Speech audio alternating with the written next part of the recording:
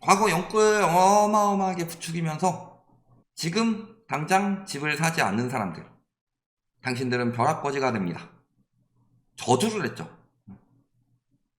평생 벼락거지로 살 것이다. 조롱을 했고 저주를 했습니다. 정부 믿고 집 안 샀더니 졸지의 벼락거지 신세. 또 월급만 모으다간 벼락거지.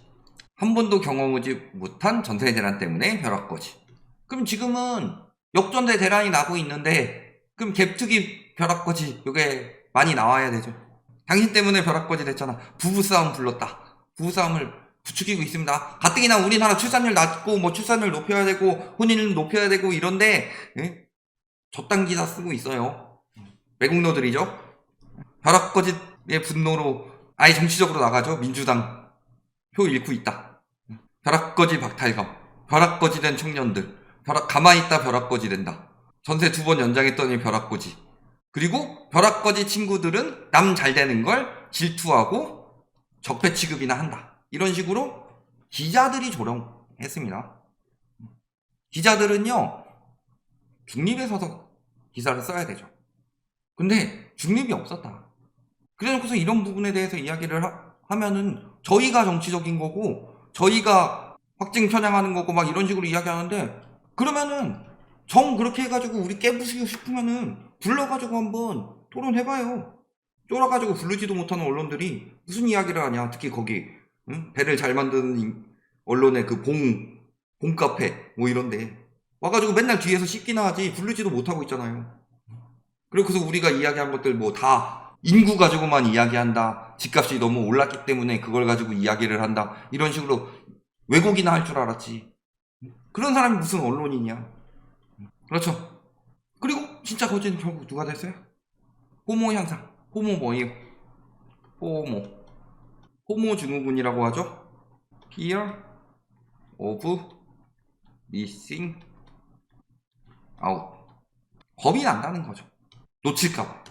지금 아니면 안 돼. 맨날 그런 식으로 부추겼잖아요. 지금 아니면 안 된다. 지금 사지 않으면 평생 집 못 삽니다. 이런 식으로 계속 부추겼죠. 그러면서 안 산 사람들 벼락거지 되고 뭐 이런 식으로 이야기를 했는데, 늘 말씀드리지만요, 집은 팔아야 내 돈입니다. 집값이 올라가는 게 내가 부자가 되는 게 아니에요. 팔아서 내 손에 쥐어져야 내가 부자가 되는 거지. 내가 좋은 패를 들고 있어요. 한 플래시 정도 들고 있어요. 도박을 하는데 플래시를 들고 있는데 판돈이 엄청나게 커졌어요. 대박이다. 나 완전 부자 됐다. 이렇게 장담할 수가 없는 거죠. 패를 다 까봤는데 나는 플래시인데 저쪽에서 풀하우스 나와가지고 가져갈 수 있는 거잖아요. 패를 딱 까가지고 아하 난 플래시 하고 딱 먹으려고 하는데 옆에서 잠깐 하더니 풀하우스 딱 보여주고서 쓱 가져가는 그런 일이 생길 수도 있잖아요. 내 패가 좋아 보이고 똘똘한 채를 가지고 있고 판돈이 많이 쌓였다고 하더라도 그건 내 돈이 아니에요.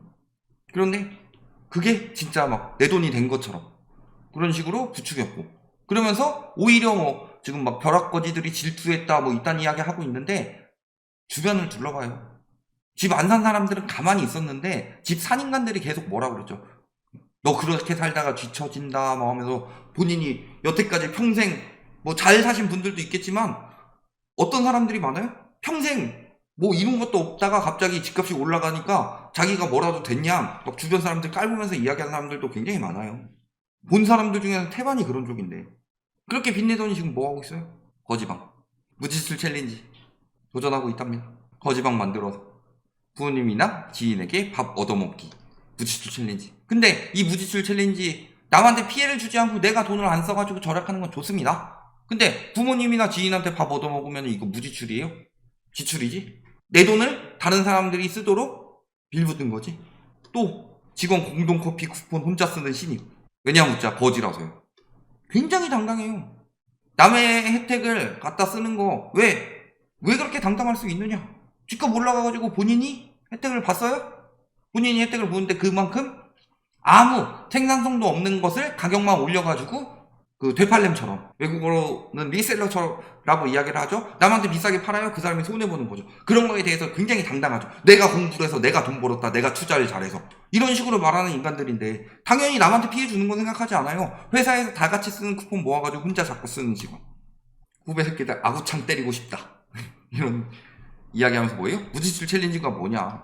니들 하는 건 좋다. 근데 그거 한다고 돈 못 쓴다고 나보고 커피 사달래 자꾸. 청소년 시절에 도덕 이런 거 안 배우냐. 내 돈은 무지출. 그리고 다른 사람 돈은 쓰든 말든 내가 얻어먹는 건 너무 당당하고. 그런 사람들이에요. 근데 저 무지출 챌린지도 뭐 다 저렇게 하는 건 아니겠죠. 양심 있게 하시는 분들도 있을 거예요. 근데 저렇게 노양심하면서 지가 알뜰한 척 하고 있는 거는 민폐지, 민폐. 그런데 그런 사람들이 유주택자에서 그 연끌해가지고 막 그지된 사람들이 많겠냐, 아니면은 진짜 막 무주택 폭락이들이 많겠냐. 그러니까 막 이런 글이 떠요. 구글에 뜨더라고. 폭락이들은 무지출 챌린지 중. 왜? 증거는? 그냥 이런 식으로 또 분위기 만드는 거죠. 나쁜 거는 다 폭락이 탓. 왜냐면 욕먹는다 싶으니까 또 저쪽으로 떠넘기는 거죠. 근데 진짜 돈 없는 사람들은 누구냐. 자, 연끌했다가 지금 연체율이 계속 증가하고 있습니다. 주택담보대출 연체율은 지난 4월 말 0.11에서 지금 0.21까지 2배 가까이 올랐다. 오히려 보면은 신용대출도 근 2배, 가계대출은 거의 다 2배, 여기에 주담대도 마찬가지로 2배다. 그런데 요거에 그쳤다 뭐 이런 식으로 이야기를 하는데요, 연체율이 늘어나고 있다는 게 문제 아니에요? 이렇게까지 정부에서 금리를 낮춰주고 하고 있는데 연체율 증가하는 거 보면은 지금 무지출 챌린지를 해야 될 사람이 누구고 허리띠 졸라매는 사람들이 누구냐. 무주택 폭락이가 아니라 폭등이들이 연끌해가지고 집 샀다가 물려가지고 지금 팔면은 몇 억씩 손해보게 생기니까 무지출 챌린지로 남한테 빌 붙어서 얻어 처먹고 있는 거 아니냐. 너무 그렇게 일반화하는 것 같아요? 앞에 글 보고서 저는 미러링 해가지고 이야기를 한 거예요. 왜? 그쪽은 증거가 없어도 이쪽은 이런 증빙 자료들이 나오니까. 또 경매가 지금 10,000건이 넘어갔습니다. 분석해본 결과, 자, 2021년에 경매가 18,000건이 나왔어요. 2022년에 16,500건이 나왔습니다. 그리고 23년에 1,124건. 근데 5월까지만. 그리고 특히 막 오른다는 서울 전년이나 전전년에 비하면 몇 배씩 올랐다. 3배에서 막 5배까지 올랐다. 그래서 하반기까지 합치면은 경매 진행 건수가 올해 3만 건을 넘어설 것으로 예상이 된다. 경매가 이렇게 터지고 있다는 거. 경매가 왜 터져요? 빚을 바로 그냥 못 갚으면 경매해요? 연체가 하루 이틀 되는 게 아니라 몇 달 돼야 되죠. 원래는 2달 때부터 신청이 가능하지만 보통 바로 그렇게는 안 하죠. 몇 달이 진행되고 이런저런 과정을 거쳐서 보통 한 6개월에서 1년 뒤에 경매가 쏟아져 나온다. 그러니까 지금 경매가 나오고 있다는 거는 아무리 분위기를 부추겨서 잘 됩니다 하면서 6월에 뭐 또 경매에 좀 나오는 게 조금 5월보다는 줄었다고 하지만 잘 됩니다 해가지고 부추기는 동안에도 계속 경매는 쏟아지고 있었단 소리예요. 올해 반등된다면서요. 올해 막 2월 3월부터 막 분위기 바뀌었다면서요. 왜 경매 계속 쏟아져요? 만약에 이 분위기를 느꼈다, 그래서 그렇다면 보통 돈이 없어서 경매를 내놓는 게 아니라 하락장이니까 처분하려고 경매를 내놔요. 근데 다시 올라간다 하면은 갚고 경매 안 나가게 잡아요. 진짜 상승장이라면. 그런데 그 진짜 상승장이 설사 그들이 나왔다고 믿지 않는다, 그냥 경매로 나온다, 이걸 수도 있고, 믿었는데 잡을 수 있는 여력이 없다, 이번에는 예전처럼 그냥 버리는 경매가 아니라 진짜 버티다 튀어나오는 경매다, 이렇게 볼 수도 있는 거잖아요. 그럼 누가 더 진짜 거지가 된 거예요? 소득으로 빚을 못 갚는 사람들은 계속 늘어나고 있습니다. 오늘 또 발표됐죠? 자, 취약 대출자 중에서 소득 대비 원리금 상환액이 더 많은 대출자 비중. 취약 차주 중에서 4명 중에 하나는 버는 돈보다 갚는 돈이 많습니다. 총 부채 원리금 상환 비율 구간별 대출자 DSR이 100%가 넘는 사람이 지금 175만 명으로 됐습니다. 70% 넘는 사람이 124만 명이에요. 진짜 거지가 된 게 어느 쪽이냐? 진짜 급한 게 어느 쪽이냐? 진짜 돈이 없는 게 어느 쪽이냐? 무주택 폭락이들이라고 하면 폭락을 주장한다, 뭐 그걸 원한다, 이런 사람들이라면은 그래도 가격이 더 떨어지면 집을 살 여력이 되는 사람들이고, 그렇기 때문에 막 지금 당장 빚 내가지고 하루하루 먹고 살기 힘들어서 이런 사람들이 아니죠. 하루하루 먹고 사는 사람들은 집값에 크게 관심이 없습니다. 그러니까 진짜 빚 없고 이런 사람들이 지금 무지출 챌린지를 하겠어요? 아니면은 무지출 챌린지가 거지방 들어가가지고 하는 게 자의가 아니라 타의로 할 수밖에 없는 사람들이 하겠냐. 지금 타의로 할 수밖에 없는 사람들이 굉장히 많이 늘어나고 있다는 소리죠. 자, 지금 고위험 가구도 2배 쑥 늘어났다고 합니다.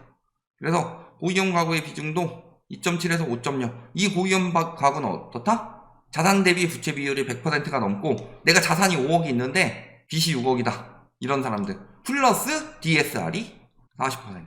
그런데 문제는 요거를 둘 다 갖춰야지 고위험 가구인데 생각을 해봅시다. 내가 집을 10억 주고 샀어요.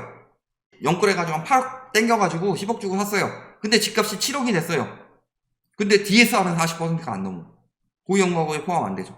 혹은 DSR이 막 60% 이렇게 되고 근데 대출은 4억 5천 받았는데 집값이 아직 5억이야. 고위험 가구에 포함 안 되죠. 근데 위험하지 않은 사람들이에요? 위험한 상황이죠. 그 위험한 게 어마어마하게 늘어나고 있다. 예전에는 DSR 20%만 넘어도 하우스푸어라고 그랬는데 지금은 뭐 저기 고위험 가구를 하우스푸어라고 부르는데 말 같지도 않은 소리예요. 고위험 가구는 이미 하우스푸어고 뭐고 이미 그냥 푸어고. 근데 지금 집 샀을 때 돈 갚는 거 생각해봐라. 아직 안 터졌을 뿐이에요. 지금 정부에서 계속 풀어주고 대환대출해주고 특례보금자리론 해주고 그 이전에 안심전환대출해주고 해가지고 터지지 않도록 계속 잠잠하게 안정시키고 있을 뿐이지 안 터지는 게 아니잖아요. 터지지 못하게 그냥 여기저기 두더지 잡기 식으로 누르는 거지. 근데 이런 와중에 집값 뜬다고 연끌해서 집 사라고 그래요. 이게 뜻하는 바가 뭐냐? 그런 광고 많이 나오죠. 간접 흡연이 몸에 안 좋다. 이런 식으로 이야기하니까 그런 거 있잖아요. 전세가 올라가니까 집 사라. 혹은 전세 사기 무서우니까 집 사라. 이게 간접 흡연 위험하니까요. 차라리 직접 흡연을 하세요. 안전합니다. 이렇게 말하는 거랑 뭐가 다르냐.